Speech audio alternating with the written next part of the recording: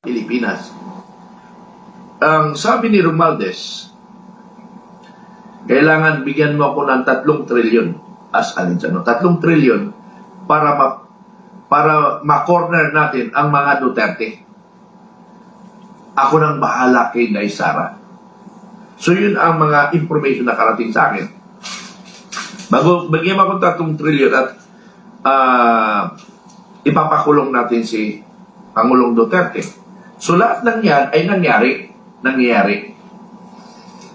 So kami nga bilang isang Filipino Guerrilla Forces is neutral.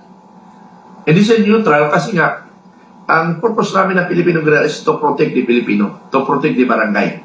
Pero dahil sa nakikita namin na hindi tama ang pagtatrato nila sa dating Pangulong Duterte, although sabihin mo naman na kababayan ko siya is yung kanyang city engineer,